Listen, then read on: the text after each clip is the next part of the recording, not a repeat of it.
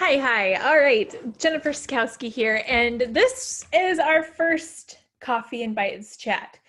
And today's topic is all about what is holding us back on talking on social. What is it that is holding us back from sharing our promotions, more about ourselves, building that authority online?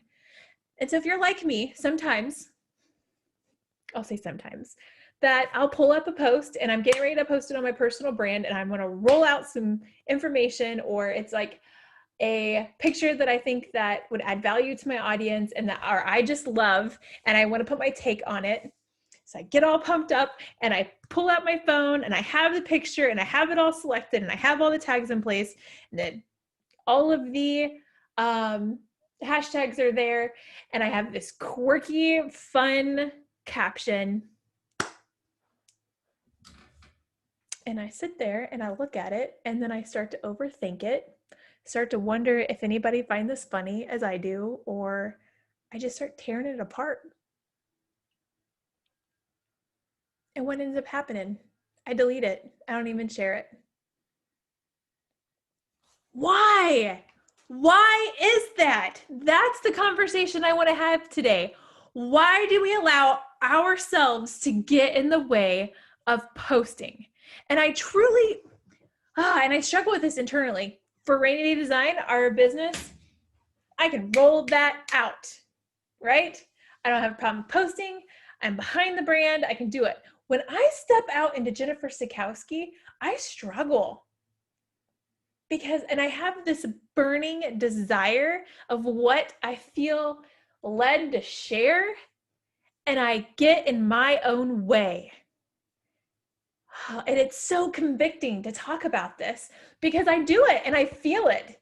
But I also feel like I'm called to a bigger purpose. And I want to walk in that purpose of what I feel like has been God given. And time again, so often I don't post, I hold back, I'm not doing it, and it's not helping anybody. So I want to talk through this. So there's a couple of things that happen. And hopefully this resonates with you. And if it doesn't, then tell me anyways. The first thing is it's uncomfortable. Yeah, it feels a little icky. It's very vulnerable to put yourself out there. You're opening yourself up for comments, which could be positive or negative, and it's uncomfortable. It's uncomfortable to put what's in our head and heart out on the interwebs. And I get that. But I want to challenge you, as I'm challenging myself right now, is that if you were given it and it's truly not for you, but it's for you to be a vehicle to share it, then you're not doing that gift service if you're not sharing it.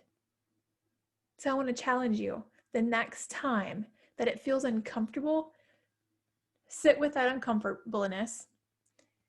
Be okay that it's uncomfortable because it's not going to kill you. It's only going to be uncomfortable for a minute. And the more that we post and share those thoughts and feelings, the easier it's going to get. So let's be okay with being outside of our comfort zones together. That's the first thing. So the first thing is being uncomfortable.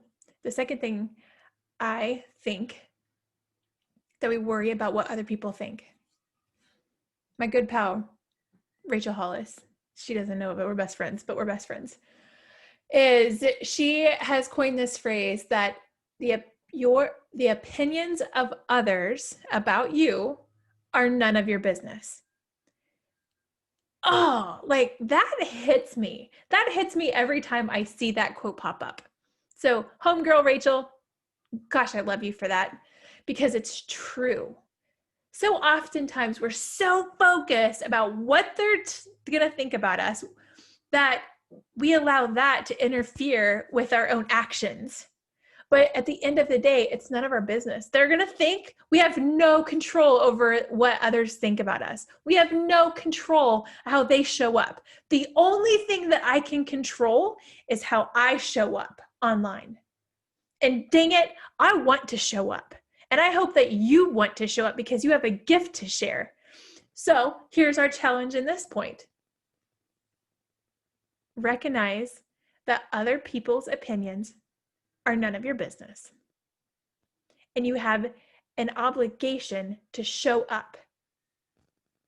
If you were given that message, that word, then it's your obligation to share it because you're not doing it any service. That's a gift. Gift is forgiving. That's number 2. Number 3, since I'm the only person in the room, I'm going to keep flowing, is I worry that what I'm saying, who I am, I'm just not good enough. Oh, that hurts. That hurts to say it out loud. Does that hurt you? Because it hurts me to recognize that maybe I'm just not good enough. Maybe I'm not good enough for this message, for this purpose, for this job. Maybe what I'm saying is it's not going to hit the mark, so it's just not there. Maybe I shouldn't share it. So as I'm talking to you, I'm talking to myself because I can see myself, and it hurts to say these things because it's true. Sometimes I feel like I'm not good enough. Man, can I come into a business and help them rock out their marketing and talk about lead gen and bringing their customers through and ignite a fire in them that they're so excited to go capture that lead and find them and to launch that product? Yes, that fuels me, and I can do that. When I step out on the platform of Jennifer Sikowski and want to share with you how much I love you and that being mama is hard, and start to encourage the people who follow me and just want to be a light and be open and authentic, sometimes I feel like maybe it's just not good enough. Maybe I'm not adequate. How do we bust through that? How do we work through our own feelings of inadequacy? This is how I self-talk myself. So I'm going to open up and let you in on how I overcome this, on taking imperfect action, to doing it anyway. Is because I get back to that point to where I realize that this is a nagging desire that has been slowly burning and churning and growing over the last 10 plus years. This is from overcoming obstacles in relationships, such as a divorce and brokenheartedness and a walk of faith and raising children and trying to lead a business and be a helpmate to my husband. And there's so many feelings and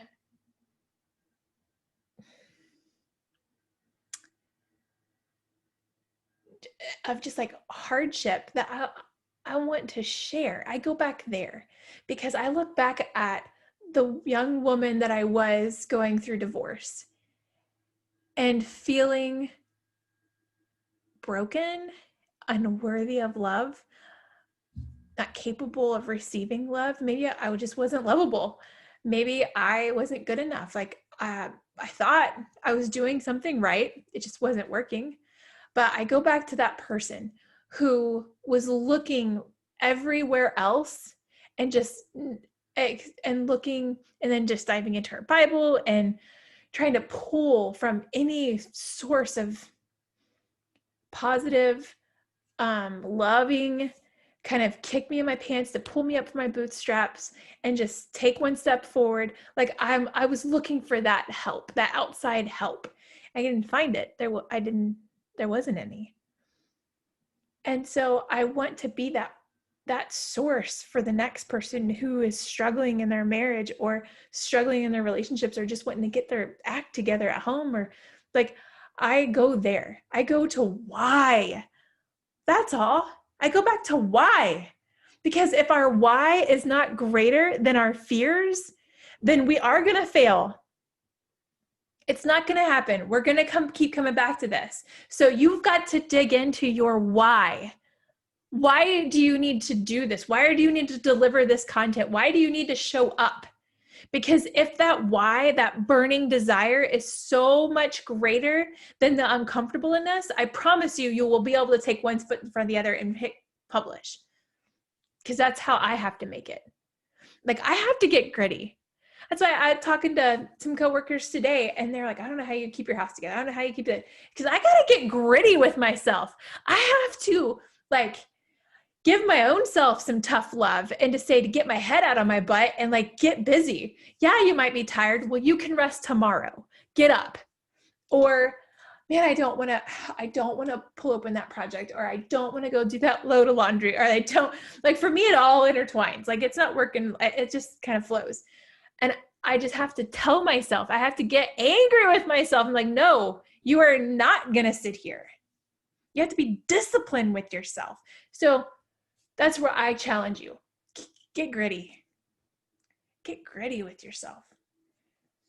And get to the point to where you can lean for your why. Whether it's you have to paste it up in front of your wall, maybe you need to put it on your computer, wherever you can remind yourself of what that why is, so that way you can keep showing up, do it. Those are the biggies for me. Those I feel like are what holding me back. And so as I'm recording this and putting this message out there, here's my challenge to you as I'm speaking to myself right now, is that we are not going to let others, we're not going to let ourselves get in the way from our mission. That we are going to take imperfect action. And it's okay to be afraid. It's okay. But it's not okay to be there long. It's not okay to live in fear. Because stuff is going to happen. This world as we know it, I mean, we're in 2020, almost over. It's been hard, and there's a lot of fear. Every time my husband and my kids leave this house, I worry about them. But all I know at the end of the day is that I plead the blood of Jesus over them. I pray them children up. I pray my husband up, and that we move on.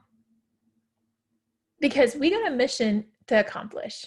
And dang it, will I not stand at that pearly gate and to say I did all that I could do.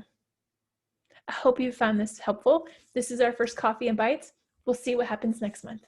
Have a great day.